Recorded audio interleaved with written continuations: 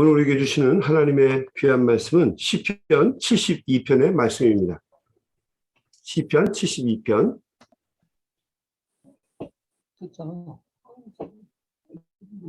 시편 72편입니다. 솔로몬의 시라고 하는 표제어가 붙어 있습니다. 우리 한 절씩 돌아가면서 판단력을 왕에게 주시고 주의 공의를 왕의 아들에게 주소서. 그가 주의 백성을 공의로 재판하며 위에 그의 가난한 자를 정의로 재판하리니 의로 말미암아 왕들이 백성에게 평강을 주며 작은 산들도 그리 하리로다.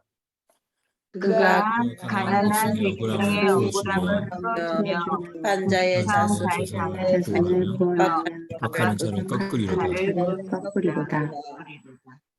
그들이 해가 있을 동안에도 주를 두려워하며 달이 있을 동안에도 대대로 그리 하리로다. 그는 땅을 적시는 소나기같이 내리리니 그의 날에 의인이 흥왕하여 평강의 풍성함이 달이 닿을 때까지 이르리로다. 그가 바다에서부터 바다까지와 땅에서부터 땅끝까지 다스리리니 광야에 사는 자는 그 앞에 굽히며 그의 원수들은 티끌을 핥을 것이며 다시스와 섬의 왕들이 조공을 바치며 사바와 시바 왕들이 예물을 드리리로다. 모든 왕이 그의 앞에 부복하며 모든 민족이 다 그를 섬기리로다. 그는 끔찍한 자가 보지 않는 봄이 없는 자를 건지며 그는 가난한 자와 궁핍한 자를 불쌍히 여기며 궁핍한 자의 생명을 구원하며 그들의 생명을 압박과 강포에서 구원하리니 그들의 피가 그의 눈앞에서 정령이 이름을 뜻하리로다. 그들이 생존하여 스바의 금을 그에게 드리며 사람들이 그를 위하여 항상 기도하고 종일 찬송하리로다. 산꼭대기 땅에 돌 곡식이 풍성하고 그것의 열매가 레바논같이 흔들리며 땅에 있는 자가 땅에 숲같이 왕성하리로다. 그의 이름이 영구하며 그의 이름이 해와 같이 장구하리로다. 사람들이 그로 말미암아 복을 받으리니 모든 민족이 다 그를 복되다 하리로다. 홀로 기이한 일들을 행하시는 여호와 하나님 이스라엘의 하나님을 찬송하며 그 영화로운 이름을 영원히 찬송할지어다. 온 땅에 그의 영광이 충만할지어다. 아멘 아멘. 이새의 이새의 아들 기도가 끝나니라. 아멘 아멘 아멘. 고맙습니다. 시편 72편은 왕을 위한 기도의 시편 또는 입니다. 여러분 제 말 잘 들리나요? 끊기지 않고? 네. 네. 예, 가끔 끊겨요. 잠깐 끊기죠? 네. 저 방송이 좀 그런 것 같은데요. 아무튼 조금 잘 한번 들어보세요.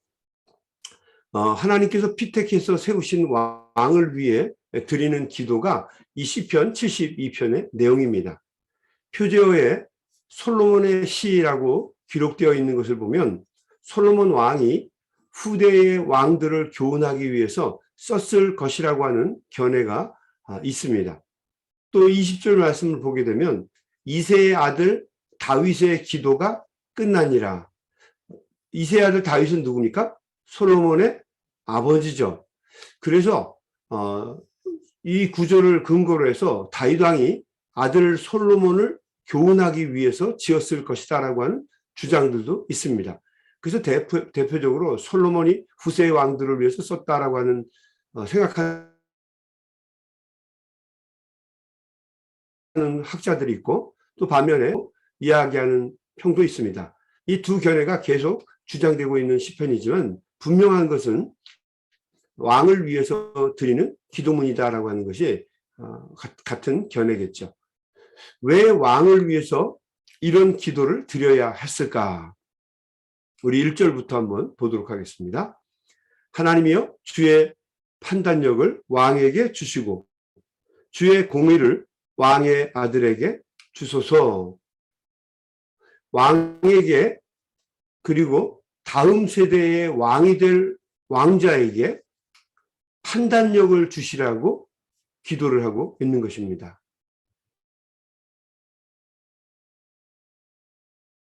여러분, 당시에는 뭐 입법부 아닙니다. 모든 것을 하고 판단하는 것이 전적으로 최고의 권력자인 왕의 책임하에 있었습니다. 왕이 잘못 책임하면 나라가 망하는 지경까지 갈 수 있습니다. 예를 들면 국방에 관한 부분도 모든 것을 다 관할하는 사람이 왕입니다. 국방부 장관이 있는 것도 아니고 모든 것을 왕이 다 결정을 하고 판단을 하죠. 전쟁을 할 것인지 화친할 것인지 또 전쟁에 직접 나가서 이끄는 것조차도 왕이 할 때가 많이 있습니다. 만약에 전쟁에서 왕이 잘못 판단을 내려서 전쟁에 지지 않습니다. 나라가 망하는 것입니다. 남자들은 종살이로 노예로 끌려가는 것이고 여자들은 놀이개로 끌려가는 것입니다. 아이들은 희망이 없는 미래를 살아야 합니다. 나라가 끝나는 것입니다. 모든 것이 왕의 판단력 하나에 걸려 있습니다. 또 굳이 전쟁이 아니라 하더라도요, 일상생활을 할 때 당시에는 사법부 같은 기관이 있었던 것도 아닙니다. 사법부가 있어서 뭐 재판을 공정하게 해주는 기관이 있었던 것도 아니에요. 이 사법부에 관한 모든 일들을 왕이 거의 다 했습니다. 왕의 가장 중요한 임무 중에 하나가 바로 재판을 하는 거였어요. 그래서 왕이 최고의 재판장입니다. 오늘날로 이야기하면 왕이 대법원장을 겸하고 있었으면 재판을 함부로 하게 될 것이고 온 나라가 엉망진창이 될 것입니다. 특별히 왕이 가진 사람들, 권력이 있는 사람들의 편에 붙어서 가난한 사람들, 힘없는 사람들을 무시하고 억울하게 재판을 하고 그렇게 한다고 한다면 나라는 당연히 큰 재앙을 맞이하게 될 것입니다. 당연하지 않습니까? 그러니까 왕에게 판단력을 주시라고 기도하는 것은 어쩌면 너무도 당연한 기도의 제목일 것입니다. 우리 2절 말씀을 한번 볼까요? 그가 주의 백성을 공의로 재판하며 주의 가난한 자를 정의로 재판하리니. 그러니까 왕의 지혜와 덕성 그리고 판단력은 그 나라의 미래라고 해도 절대로 과언이 아닐 것입니다. 왕이 잘못 정치를 하고 전쟁을 수행하고 정치를 하게 된다면 이미 그 나라는 패망의 길로 접어든 것입니다.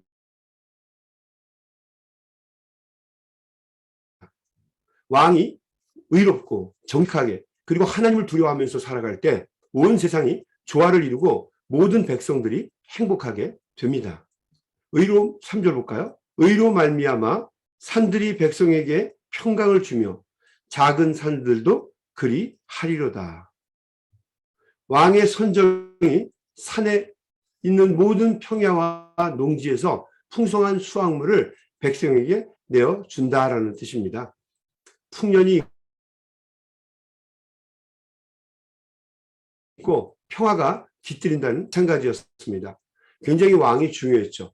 비가 안 오는 것도 결국에는 왕의 소관이었습니다. 왕이 하늘에 죄를 지었거나 아니면 왕의 덕성이 부족했다고 사람들은 생각을 한 거죠. 그래서 비가 안 오게 되면 왕은 단을 쌓고 그 위에 올라갑니다. 그리고 높은 곳에 올라가서 무릎을 꿇고 밥을 굶어가면서 기우제를 드렸습니다. 만약 그랬는데도 불구하고 비가 오지 않게 되면 나중에는 왕의 목을 칼로 베기도 했습니다. 그러니까 왕의 일을 하는 것이 결코 쉬운 일이 아니다라고 하는 것을 여러분 아마 느낄 수 있을 것입니다. 왕은 하늘과 땅을 이어주는 존재입니다. 그래서 임금왕 같은 경우를 보면은 3층의 세상을 하나로 이어주잖아요. 여러분 그게 왕입니다. 하늘과 땅과 사람 이것을 이어주는 것 그게 왕이에요. 그게 임금입니다. 그래서 왕은 굉장히 중요한 존재였죠. 이 세 개를 연결해 주려면 왕에게는 반드시 판단력이 있어야만 했습니다. 자, 4절 말씀. 그가 가난한 백성의 억울함을 풀어주며 궁핍한 자의 자손을 구원하며 압박하는 자를 꺾으리로다. 그들이 해가 있을 동안에도 주를 두려워하며 달이 있을 동안에도 대대로다. 왕이 질서를 잡고 정의를 구현합니다. 억울한 백성들이 없도록 궁핍한 사람들을 돌봐줍니다. 그리고 압박받는 자들을 구원해 주지요. 그래서 왕은 하나님이 내는 존재입니다. 하늘이 내는 존재라는 뜻이죠. 13절 한번 보실까요? 그는 가난한 자와 궁핍한 자를 불쌍히 여기며 궁핍한 자의 생명을 구원하며 14절 그들의 생명을 그의 눈앞에서 존귀히 여김을 받으리로다.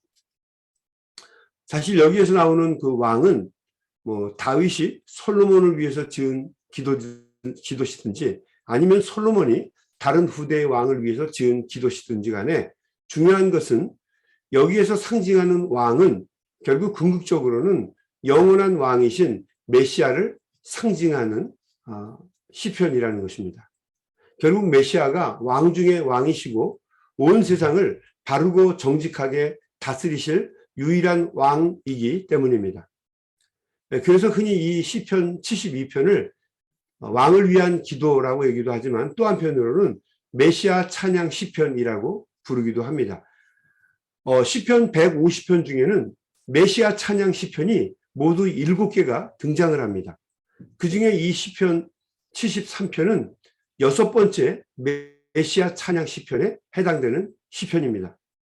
15절을 한번 보겠습니다.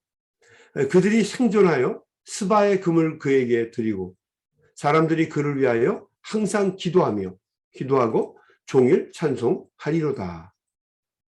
산 꼭대기의 땅에도 곡식이 풍성하고 그것의 열매가 레바논같이 흔들려 성에 있는 자가 땅의 풀같이 왕성하리로다. 17절 볼까요? 그의 이름이 영구하며 그의 이름이 해와 같이 장구하리로다. 사람들이 그로 말미암아 복을 받으리니 모든 백성이 다 그를 복되다 하리로다. 홀로 기이한 일들을 행하시는 여호와 하나님 곧 이스라엘의 하나님을 찬송하며 그 영화로운 이름을 영원히 송축할지어다. 온 땅에 그의 영광이 충만할지어다. 아멘. 여러분 일반 왕을 위해 드린 기도처럼 시작을 하지만 결국에는 왕 중의 왕이 되시는 메시아께 영광과 찬양을 드리는 내용으로 이 시편이 마무리가 됩니다. 우리가 영광과 존귀를 돌릴 최고의 왕이 바로 구주이신 주님이십니다. 우리 성도들의 삶은 어떠한 환경과 여건 속에서도 우리의 구주이신 주님을 찬양하는 삶이 되어야만 합니다. 그분이 우리의 왕이시고 우리의 주인이시기 때문입니다. 어떠한 환경 속에서도 우리의 주님께 영광을 돌리지 못하는 경우는 여러분 아무 때도 없습니다. 우리는 무조건 주님께 찬양과 영광을 돌려야 합니다. 이것이 우리의 의무이기도 하고 또 이것을 행할 때에 하나님께서 우리를 만드신 의도를 이루는 것입니다. 그러니까 하나님께 영광을 돌리고 하나님께 찬양하고 하나님께 감사를 드리는 것은 어쩌면 우리가 이 땅에 존재하는 가장 큰 의무이기 때문이죠. 그래서 우리가 처한 환경이나 조건에 상관없이 우리는 최선을 다해서 하나님을 기쁘시게 해야 합니다. 좀 조건이 내가 원하는 가진 조건, 뭔가 좀 있는 조건이라고 하면 그 상황 속에서 내 처지가 딱한 처지, 없는 처지, 형편없는 처지라 할지라도 우리는 여러 가지 모양으로 하나님께 감사와 영광을, 찬양을 돌릴 수 있는 존재들입니다. 이것이 바로 우리의 의무이기도 하죠. 우리 한국말 중에 도무지라고 하는 말이 있습니다. 도무지 모르겠다, 이런 말들 우리 하죠. 참 도무지 모르겠다. 그 사람 왜 그러는지 도무지 모르겠다. 아무리 노력을 해도 도무지 할 수가 없다. 너무너무 어려워서 할 수가 없다. 이때도 우리가 도무지라는 말을 씁니다. 도무지 이해를 못하겠습니다. 단무지가 아니고 도무지입니다. 이 도무지는 아무리 해보아도 안 된다라고 하는 뜻이죠. 이 도무지라는 말은 정확하게 말하면 도모지라고 하는 단어입니다. 도무지가 아니고 도모지예요. 문창살에, 한국 옛날에 그 문창살에 이 창틀에다가 이렇게 바르던 창호지 종이를 일컫는 말입니다. 도모지입니다. 도모지. 이 말은 조선에 4번의 사화가 있었습니다. 기독교인들을 잡아서 박해하고 그들을 죽이는 4대 사화가 있었죠. 그때 만들어진 합성어, 단어입니다. 도모지. 영국의 이사벨라 버드 비숍이라고 하는 여자 작가가 있었죠.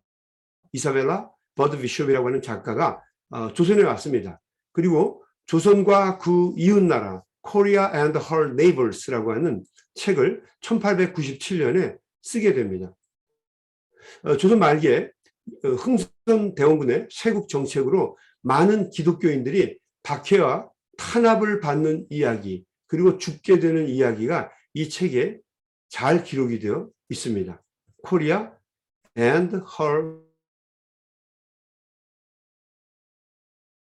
Neighbors, 이 책에 12명을 잡는다는 명목으로 기독교인들 8,000명을 잡아서 옥에 가두게 됩니다. 여러분, 그 당시에 8,000명은요, 아마 요즘 말로 치면 8만 명에 해당이 될 거예요. 인구가 그렇게 많지 않잖아요. 그 중에서 8,000명을 붙잡아다가 감옥에 가둡니다. 또 그들을 돕는 부녀자와 아이들까지 전부 다 잡아 넣었어요. 그러니까 감옥에 들어있는 숫자가 그 당시에 2만 명에서 최대 12만 명까지 되었다고 이야기를 합니다. 그 조그만 감옥에 12만 명까지 여러분 갇혔다고 생각을 해보십시오. 뭐 실로 그냥 잔인하기 이를 데가 없었겠죠. 많은 사람들을 붙잡아다 놓고 취조하고 고문하고, 그리고 협조하지 않으면 그 자리에서 끌어내다가 칼로 목을 쳐서 죽이기도 하고, 여러 가지 뭐라 그럴까요? 고문을 자행을 했습니다.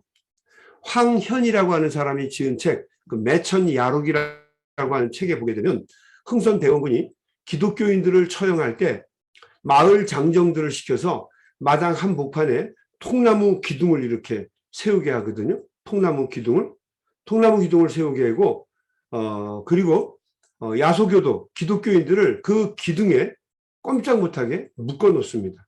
묶어 놓고, 그래서 얼굴을 그 기둥에 이렇게 대게 하고, 그 다음에 물에 적신 창호지, 이 도모지라고 그래요. 이 물에 적신 창호지, 도모지를 야소교도의 얼굴에 이렇게 한 겹 바릅니다.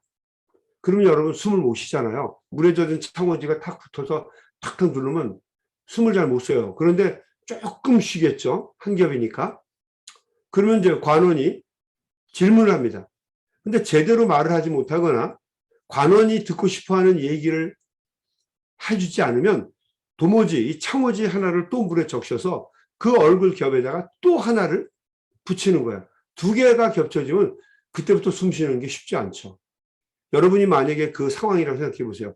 막 혀도 내밀고 잘 떨어지지도 않을 거 아니에요? 그러면 후 불어가면서 막 숨을 쉬려고 노력을 할 겁니다. 물도 들어오고 막 그냥 뭐 난리가 날 거예요. 관원들이 계속해서 말을 제대로 듣지 못하면 또 젖은 청어지를 그 위에다가 3겹 붙이고 4겹 붙이고, 뭐 그때부터는 숨을 쉬는 것이 거의 불가능하게 되죠. 아주 잔인하게 그렇게 해서 질식을 시켜서 죽게 만드는 고문을 했던 거죠. 서양 선교사가 어디에 있는지 자백을 하도록 고문을 하고 채근을 하는 경우가 참 많았어요.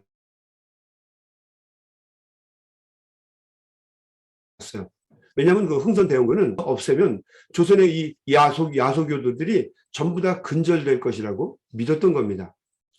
그러나 기독교인들이 자백할 리가 없죠. 당시에는 이 목사가 자신들의 영혼을 지켜주는 유일한 사람이라고 믿었던 거죠. 그래서 절대로 자백하지 않았습니다. 요즘에는 좀 다른 것 같아요. 아무튼 뭐 그렇습니다. 끝까지 지키고 자백하지 않습니다. 그래서 결국 물에 젖은 창호지를 얼굴에 한 겹 붙이고 또 물었는데 대답 안 하니까 2개 붙입니다. 결국 그들은 이 물에 적신 창호지, 도모지를 얼굴에 붙이고 숨이 콱콱 막혀서 숨을 쉬지 못하다가 그래서 결국 입과 코가 막혀서 숨을 못 쉬고 비명을 지르다가 눈알이 돌아가기도 하고 혀가 꼬이다 못해서 혀뿌리까지 통째로 튀어나오고 코피가 터지고 눈에서 피까지 나는 그런 고통을 받다가 결국 순교의 길을 걸어가게 됩니다. 그때 얼굴에 붙였던 창호지가 바로 이 도모지입니다. 도모지. 이런 말이 그들에게 붙여지게 되었죠. 기독교인들은 아무리 고문을 해도 도무지 입을 열지 않는다. 그래서 결국 붙여진 말이 도무지입니다. 도무지. 그러니까 여러분 우리가 살아가면서 도무지라고 하는 말을 함부로 쓰면 안 될 것 같아요. 아무리 해봐도 안 된다라는 말을 우리가 도무지라고 쓰는데 여러분이 도무지라고 하는 단어 속에는 항상 순교의 길이 그 채취가 남겨져 있다는 거죠. 아무리 노력을 해도 도무지 마음을 접지 않는 사람들, 주님을 향해서 생긴 마음을 도무지 접을 줄 모르는 사람들, 그들이 바로 기독교인들이라는 것입니다. 여러분 오늘도 도무지 세상에 굴복하지 않고 강한 믿음을 가지고 이 귀한 새벽을 주님께 부르짖고 간구하는 우리 소명교회 성도들에게 우리 주님의 크신 사랑과 은혜가 함께 하셔서 오늘 또 특별히 추수감사절에 하나님이 주시는 놀라운 은혜가 우리 귀한 종들의 삶 속에 충만하시기를 주님의 이름으로 간절히 축원합니다. 우리 한번 같이 기도하겠습니다. 하나님 감사합니다. 우리가 시편 73편을 통해서 왕을 위한 기도를 저희들이 읽었습니다. 왕이 판단력을 가지고 전쟁을 치르고 판단력을 가지고 백성을 다스리며 법을 준수하며 판단력을 가지고 하나님이 기뻐하시는 일을 할 수 있도록 백성들을 독려하는 것이 얼마나 중요한지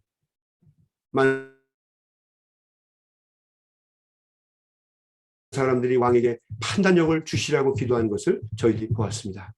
하나님 아버지, 목사에게 판단력을 주시고 성도들에게 지도자들에게 판단력을 주시고 우리 모두에게 하나님 기뻐하시는 일을 걸어갈 수 있는 용기를 주시어서 하나님이 원하시는 바른 믿음의 본을 우리 성도들에게 가르치며 함께 나아갈 수 있도록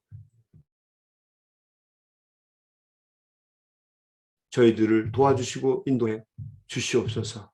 특별히 왕 중에서 지혜로우시며 모든 왕들의 모범이 되시는 메시아이신 우리 주님을 기억할 수 있게 하시고 이제 이번 주부터 그 주님이 대강절 절기로 이 땅에 오시게 되는데 우리가 그 주님을 기쁘시게 하며 주님께 나아가 기쁨의 만남을 갖기에 부족함이 없도록 하나님 우리의 삶을 도와주시고 인도해 주시옵소서.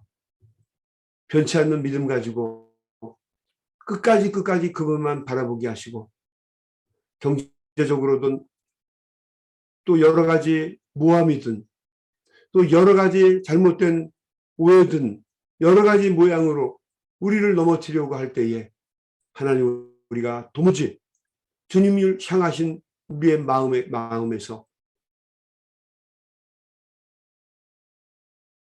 저희들 등 돌리지 않게 하시고 변하지 않게 하시고 오로지 주님만 바라보며 도무지의 신앙을 가지고 주님께 나아갈 수 있도록 저희들을 도와주시옵소서. 특별히 이 추수감사절에는 그 어느 해 때보다도 하나님 앞에 감사할 것이 많은 한 해가 되게 하여 주시옵시고 우리 소명교회와 또 옆에 있는 우리 사랑하는 귀한 형제와 자매들로 인하여서 또 내 옆에 있는 우리 자녀들로 인해서 우리의 부모들로 인해서 우리가 하나님께 마음껏 감사하며 하나님께 영광 돌릴 수 있는 절기가 되도록 주님 우리의 삶을 도와주시고 인도해 주시옵소서. 예수님의 이름으로 간절히 기도드리옵나이다. 아멘. 아멘. 여러분 감사합니다. 오늘 추수감사절인데 1년 동안 한 해의 삶을 여러분 되돌아보시면서 우리 한번 간절히 하나님 앞에 기도했으면 좋겠고요. 또 우리의 마음속에 흉중에 있는 생각 가지고 하나님 앞에 통성으로 기도했으면 좋겠습니다. 또 오늘 일하시는 분들도 있는데 여러분 열심히 하나님 앞에 기도하시면서 세상을 향해서 나아가도록 하겠습니다. 우리 한번 다 같이 통성으로 소리내서 기도하도록 하겠습니다. 하나님 아버지 감사합니다. 오늘도 우리 귀한 종들이 믿음으로 주의 전에 나왔습니다.